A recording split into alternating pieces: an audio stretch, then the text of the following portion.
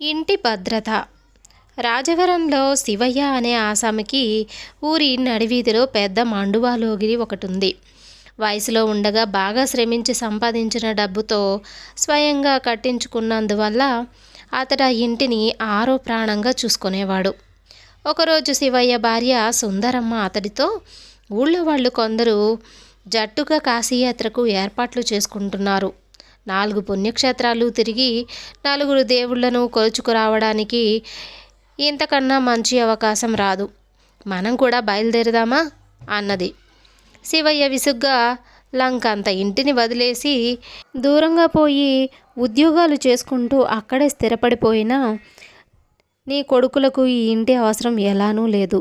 దీన్ని అమ్మి పారేసి మన ఇద్దరిని తమ దగ్గరకు వచ్చి ఉండమని వాళ్ళు ఎన్నాళ్ళుగానో చెబుతున్నా నీ తలకెక్కడం లేదు. ఇప్పుడు ఆ పని నువ్వు చేస్తే మనకు ఇల్లు ఏమవుతుందో అన్న భయంగా ఉండదు. యాత్రలు కని డబ్బు కోసం ఎవరిని దేవరించాల్సిన పని ఉండదు. ఆ తర్వాత మన ఇద్దరము కొడుకుల దగ్గరికి పోయి హాయిగా ఉందాం అన్నది. నేను బతికుండగా ఈ ఇంటిని అమ్మే ప్రసక్తి లేదు అంటూ శివయ్య భార్యను గట్టిగా మందలించాడు. అయినా సుందరమ్మ ఊరుకోక మొండిగా, ఎప్పుడు ఎక్కడికి తీసుకువెళ్ళమన్నా ఇల్లో అంటూ వాయిదా వేస్తున్నావు. కాలు చెయ్యి గట్టిగా ఉన్నప్పుడే ఇలాంటి యాత్రలు పూర్తి చేసుకోవాలన్న సంగతి నీకు అర్థం కావటం లేదు. కావాలంటే మనం తిరిగి వచ్చేదాకా ఇంటిని భద్రంగా చూడమని నా తమ్ముడు లేడా, నీ మేనల్లుడు కాదంటావా అన్నది. ఈసారి శివయ్య భార్యకేసి కళ్ళెర చేస్తూ చూస్తూ, ఇల్లంటూ కదిలితే తాళం వేసైనా పోతాను కానీ బంధువులను మాత్రం లోన అడుగు పెట్టనివ్వను అని ఏదో ఆలోచన వచ్చిన వాడిలా చప్పున లేచి, నువ్వు కోరిన ప్రకారమే యాత్రలకు వెళ్ళడం జరుగుతుందిలే అంటూ వీధిలోకి నడిచాడు. భర్త ఇలా నానగానే సుందరమ్మకు కలిగిన ఆనందం అంత ఇంత కాదు. శివయ్య తిన్నగా షావుకారు వరదయ్య ఇంటికి వెళ్ళి తాను కాశీయాత్రలకు వెళుతున్నట్టు చెప్పి ఇంటిని తాకట్టు పెట్టుకుని 2000 ఇవ్వమన్నాడు. వరదయ్య లోపల సంతోషపడిపోతూ పైకి మాత్రం ముఖం చిట్లించి, ఇలా తాకట్లు వాకట్లు ఎందుకు, వడ్డీ దండగా ఇల్లు అమ్మేస్తే పోలా, నువ్వు సరే అంటే పెద్ద మనుషులను 4 కబురు చేసి పిలిపిస్తాను, ఇంటికి న్యాయమైన ధర కట్టిస్తాను అన్నాడు. శివయ్య చిరాగ్గా, నాకు కావలసింది ఇంటి మీద అప్పు, వీలు కాదంటే మరో చోటికి పోతాను అన్నాడు. సరే నీ ఇష్టం, కానీ ఒక సంగతి మాత్రం గుర్తుంచుకో, కాశీయాత్ర లాంటి పెద్ద ప్రయత్నం తలపెట్టినప్పుడు అత్తెసరుగా 1000-2000 సరిపోవు, రూపాయి వడ్డీ మాత్రమే పుచ్చుకుంటాను. అంత పెద్ద ఇంటి మీద 6 నెలల నుంచి ఇది మనుషులు మసలని ఇల్లంటే ఎవరైనా నమ్ముతారా? ఇల్లంతా అద్దంలాగా ఉంది. ఎక్కడా రవ్వంత దుమ్ము కానీ బూజు కానీ లేదు. నీళ్లు పోసేవాళ్ళు లేక దొడ్లో చెట్లు పాదులు ఎండిపోయి ఉంటాయనుకున్నాను, కానీ అవి మునుపటి కన్నా ఎక్కువగా నవనవలాడుతున్నాయి అన్నది ఆశ్చర్యంగా. శివయ్య చిరునవ్వు నవ్వి, ఇదంతా షావుకారి వరదయ్య చలువ అన్నాడు. సుందరమ్మ నివ్వెరపోయి, ఇంటిని ఇంత శుభ్రంగా కాపాడాల్సిన అవసరం షావుకారికి ఎందుకు అన్నది. అందుకు పెద్ద కారణమే ఉంది. మనం ముసలివాళ్లమైపోయాం కనుక ఏదో ఒకనాడు కొడుకుల దగ్గరకు వెళ్ళిపోతామని, అప్పుడు కొంచెం ఎక్కువ ధరైనా పెట్టి ఈ ఇంటిని తాను కొనుక్కోగలనన్న ఆశ షావుకారుకు ఉంది. అందుకే నేను 2000 అడిగితే కాదని ఇల్లు తాకట్టు పెట్టించుకొని 5000 ఇచ్చాడు. బహుశా మనం కాశీ నుంచి తిరిగి రామనో లేక వచ్చినా అంత పెద్ద బాకీ తీర్చలేమనో అతడు ఆలోచించి ఉండాలి.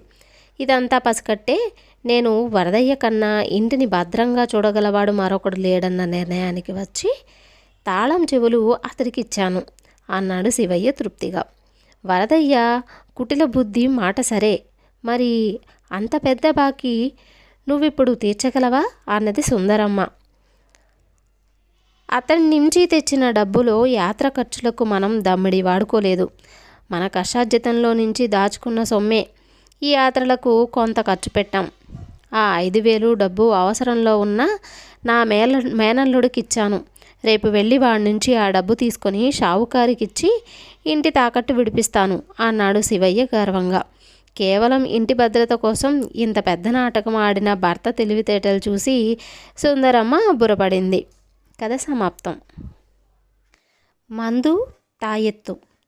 వల్లభపురం అనే గ్రామంలో సుధీరుడు, విశాల అనే భార్యాభర్తలు ఉండేవాళ్ళు. ఒకసారి వాళ్ళ 5 ఏళ్ల కొడుక్కు జబ్బు చేసింది. ఆ గ్రామంలో మంచి వైద్యుడు లేడు. అందువల్ల పక్క ఊళ్ళో బాగా పేరు ప్రఖ్యాతులున్న వైద్యుడి దగ్గరకు వెళ్ళాడు సుధీరుడు. వైద్యుడు అతడికి వారం రోజులకు సరిపడా మందులు ఇచ్చాడు. వారం గడిచాక కూడా కొడుకు జబ్బు తిరుగుముఖం పట్టకపోవడంతో విశాలకు ఆందోళన కలిగింది. ఆమెకు వైద్యుడిచ్చిన మందు మీద గురి కుదరలేదు. ఆ గ్రామంలోనే ఉన్న దేవి ఉపాసకుడు పాపన్న ఇచ్చే తాయెత్తు అంటే ఆమెకు నమ్మకం. ప్రతి శుక్రవారం దేవి పూజ చేసిన తరువాత పాపన్న ఇచ్చే తాయెత్తుల కోసం దూర ప్రాంతాల నుంచి కూడా జనం వస్తుంటారు. విశాల భర్తతో పాపన దగ్గరకు వెళ్ళి తాయెత్తు తెమ్మంది. అది అమాయకులు చేసే పని. ఆ తాయెత్తుల కోసం వచ్చే వాళ్లతో నేను లోకడ చాలాసార్లు మాట్లాడి ఉన్నాను. వాళ్ళది కేవలం మూఢత్వం. మందు కుదర్చలేని జబ్బు తాయెత్తు కుదురుస్తుందా? మళ్ళీ వైద్యుడి దగ్గరకు వెళ్ళి సంగతి చెప్పి ఆయన ఇచ్చి మందు తెస్తాను, నువ్వేమీ ఆతురత పడకు అన్నాడు సుధీరుడు. ఈసారి సుధీరుడు వెళ్ళేసరికి వైద్యుడు ఇంట్లో లేడు. ఆయన భార్య చాలా కాలంగా అనారోగ్యంతో బాధపడుతున్నది. పాపనని అడిగి తాయెత్తు తెచ్చేందుకు వైద్యుడు సుధీరుడు గ్రామమే వెళ్ళినట్లు ఇంట్లో వాళ్ళు చెప్పారు. ఇది విని సుధీరుడికి చాలా ఆశ్చర్యం కలిగింది. అతను తిరిగి గ్రామం వచ్చేసరికి పాపన ఇంటి ముందు చాలామంది జనం ఉన్నారు. వాళ్ళలో వైద్యుడు కనిపించగానే సుధీరుడు ఆయనకు తన కొడుకు పరిస్థితి చెప్పాడు. వైద్యుడి చేతి సంచిలో నుంచి ఏదో మందు తీసి సుధీరుడికి ఇచ్చి దాన్ని మరొక వారం రోజులు వాడి తరువాత కుర్రవాడికి ఎలా ఉన్నది వచ్చి చెప్పమన్నాడు. సుధీరుడు ముందు తీసుకున్న వైద్యుడితో, వైద్యశాస్త్రంలో ఉద్దండులనిపించుకున్నది మీరే. ఇలా తాయెత్తు కోసం రావటం నేను నమ్మలేకుండా ఉన్నాను అన్నాడు. ఆ మాటలకు వైద్యుడు నవ్వి, తాయెత్తు మహిమను నేను నమ్మినా నమ్మకపోయినా ఇంతకాలంగా నేనిచ్చిన మందులు పని చేయకపోవడంతో నా భార్యకు ఈ తాయెత్తు పట్ల ఆసక్తి కలిగింది. ఆమెకు వైద్యశాస్త్రం తెలియకపోయినా మందులు పనిచేసే తీరు కొంత తెలుసు. ఏ మందు తయారు చేసేందుకు ఏ మూలికలు వస్తువులు వాడతారో ఆమె ఎరుగుదు. అన్నిటికన్నా ముఖ్యం, రోగికి వైద్యుడిచ్చే మందు పట్ల నమ్మకం ఉండాలి. అది నా భార్యలో లోపించిందని గ్రహించాను అన్నాడు. సుధీరుడు వైద్యుడిచ్చిన మందు తీసుకొని ఇల్లు చేరాడు. అతను మందు కోసం పక్క గ్రామం వెళ్ళినప్పుడు అతడి భార్య విశాల పాపన్న దగ్గరకు పోయి తాయెత్తు తెచ్చింది. దాన్ని రహస్యంగా కొడుకు మొలతాడులో కనిపించకుండా కట్టింది. వారం రోజుల తర్వాత సుధీరుడు కొడుకు కోలుకున్నాడు. వైద్యుడు రెండోసారి ఇచ్చిన మందు పనిచేసిందని సుధీరుడు అనుకున్నాడు. పాపన్న ఇచ్చిన తాయెత్తు వల్లనే జబ్బు నయమైందని విశాల అనుకుంది. కథ సమాప్తం. తరువాతి కథ దానహీనుడు. బ్రహ్మదత్తుడు కాశీరాజ్యాన్ని పరిపాలించే కాలంలో బోధిసత్వుడు ఆయన వద్ద కోశాధికారిగా జన్మించాడు. ఆయన 80 కోట్లకు అధిపతి అయి ఉండి కూడా ప్రపంచం మీద వైరాగ్యం కలిగి తన ధనాన్ని రాజుగారిని స్వీకరించమని కోరాడు. నాకు ధనలోపం ఏమీ లేదు, అందుచేత నీ ధనాన్ని మరొక విధంగా వినియోగించుకో అని రాజు జవాబిచ్చాడు. అప్పుడు కోశాధికారి రాజుగారి అనుమతితో కాశీనగరంలో 6 అన్నసత్రాలు ఏర్పాటు చేశాడు. ఈ అన్నసత్రాలలో భారీగా దాన ధర్మాలు జరుగుతూ వచ్చాయి. ప్రతిరోజు ఒక్కొక్క లక్ష చొప్పున ఖర్చు అవుతుండేది. ఈ అన్నసత్రాలు ఏర్పాటు చేసిన ఫలితంగా కోశాధికారి చనిపోయిన అనంతరం స్వర్గంలో ఇంద్ర పదవి సంపాదించాడు. ఆయన కుమారుడు తండ్రి అడుగుజాలలోనే నడిచి చనిపోయి చంద్రుడిగా పుట్టాడు. చంద్రుడి కొడుకు సూర్యుడిగా పుట్టాడు. సూర్యుడి కొడుకు మాతలిగాను, మాతలి కొడుకు పంచాగ్నిగాను పుట్టి దేవత్వం సంపాదించుకున్నారు. కానీ పంచశిఖుడి కుమారుడి వద్దకు వచ్చేసరికి వంశాచారం నిర్మూలమైపోయింది. ఎందుచేతనంటే పంచశిఖుడి కొడుకు 80 కోట్లకు అధిపతి అయినప్పటికీ పరమలోభి. అతన్ని ప్రజలు మచ్చరికోసియుడని పిలిచేవారు. తన తండ్రి పోగానే అతను అన్నసత్రాలన్నీ మూయించి భవనాలను తగలబెట్టి నేలమట్టం చేయించాడు. తన పూర్వీకులు కేవలం మూడులై డబ్బంతా దాన ధర్మాలు చేశాడని, నష్టపరిచాడని ఆయన అనుకున్నాడు. అన్నసత్రాలు మూయగానే నగరంలోని బీదాబిక్కీ జనం మచ్చరికోసియుడు ఇంటి ముందు మూగి బాబూ, ధర్మం మానకండి, సత్రాలు మానకండి అని ఆక్రోశించారు. ముచ్చరి కోసియుడు మనుషులను పెట్టి ఆ పేదవాళ్ళందరినీ తన ఇంటి ముందు నుంచి గెట్టించాడు. ముచ్చరి కోసియుడు కోటీశ్వరుడు. తన తాత తండ్రులలాగానే రాజుగారి వద్ద కోశాధికారిగా పనిచేస్తున్నాడు. కానీ ఆయన తన డబ్బుతో ఎన్నడూ సుఖం అనుభవించి ఎరుగడు. తాను కడుపు నిండా తిని కూడా ఎరుగడు. తన భార్య బిడ్డలను కూడా తిననిచ్చేవాడు కాదు. ఆయన గొడ్డుకారం మెతుకులు తిని పులిసిన మజ్జిగ తాగేవాడు. నారపట్టలు కట్టుకునేవాడు. ఇరుసులు అరిగిపోయిన పాత బండికి బక్క చిక్కిన ఎద్దులు కట్టి ఆ బండి మీద ఎక్కడికైనా వెళుతుండేవాడు. ఒకనాడ పిసినికొట్టు రాజసభకు పోతూ ఉపకోశాధికారిని కూడా వెంటబెట్టుకుని పోదామని వారి ఇంటికి వెళ్ళాడు. సరిగా ఆ సమయానికి ఉపకోశాధిపతి, ఆయన భార్య, పిల్లలు విస్తళ్ల ముందు కూర్చుని చక్కెర పొంగులు తింటున్నారు. కోశాధికారిని చూడగానే ఉపకోశాధిపతి లేచి ఆయనకు కూడా చక్కెర పొంగలి తినడానికి రమ్మని ఆహ్వానించారు.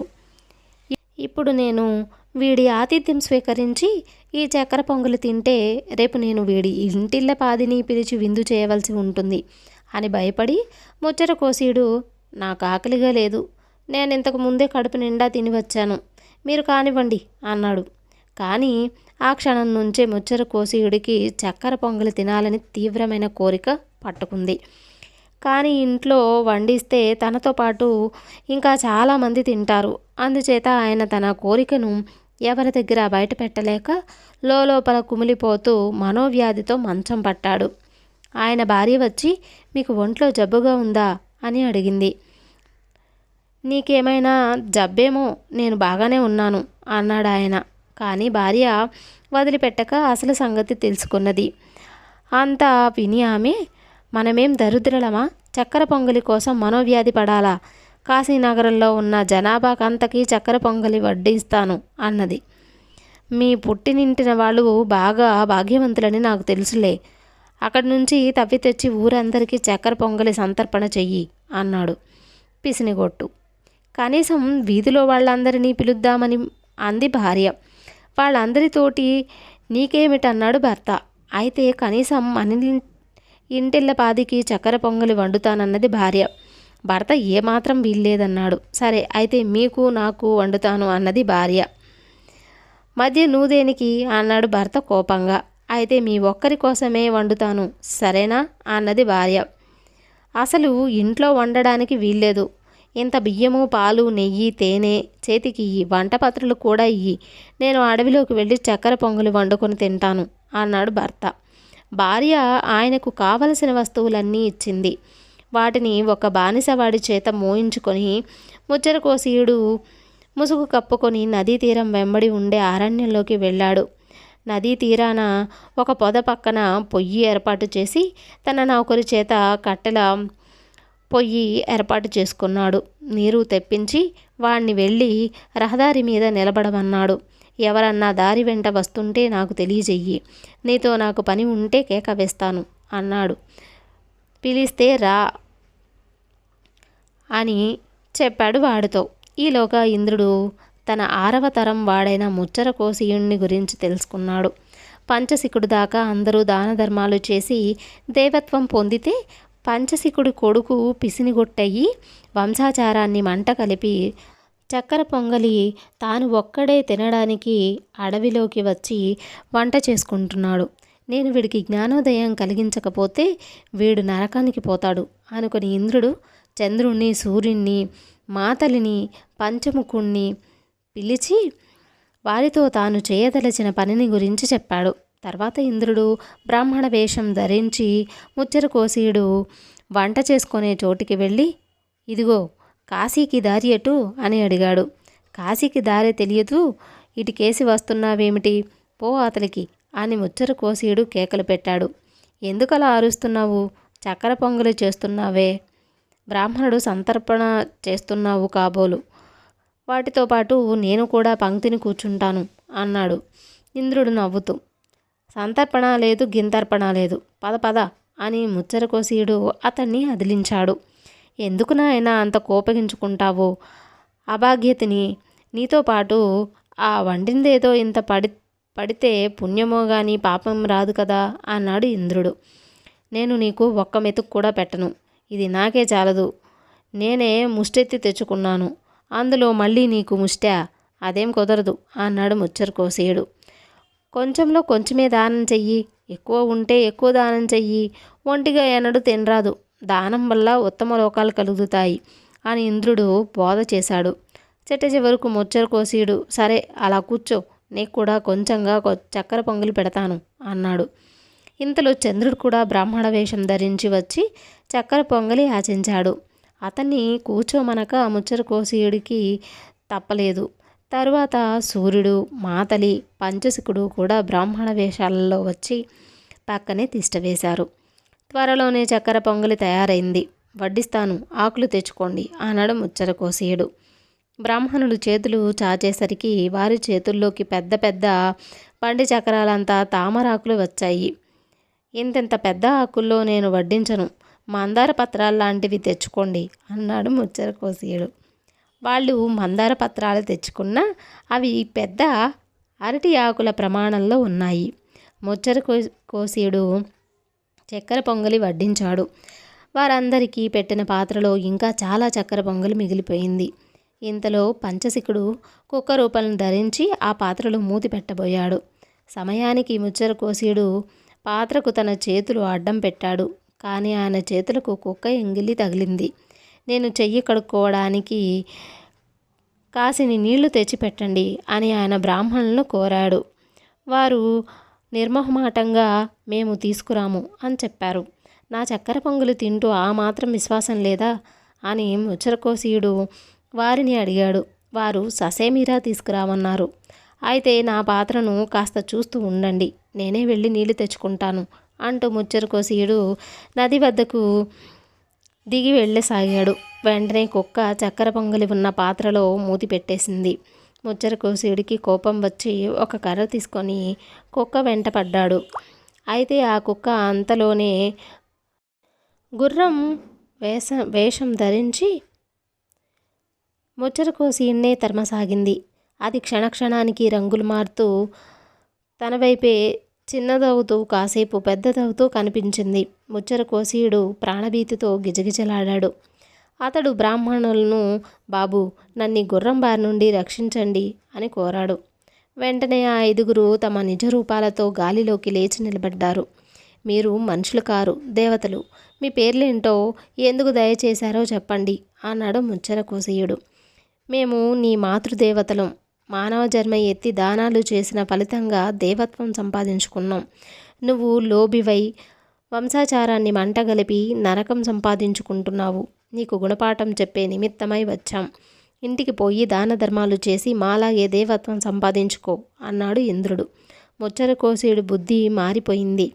ఆయన ఇంటికి వెళ్ళి తన ధనమంతా పేదలకు దానం చేసి తపస్సు చేసుకోవడానికి హిమాలయాలకు వెళ్ళిపోయాడు. కథ సమాప్తం. మన ఛానల్ని కనుక మొదటిసారి చూస్తున్నట్లయితే ప్లీజ్ తప్పకుండా సబ్స్క్రైబ్ చేసుకోండి. అలాగే మరిన్ని ఇంట్రెస్టింగ్ స్టోరీస్ కోసం పక్కనే ఉన్న బెల్ ఐకాన్ని క్లిక్ చేయండి.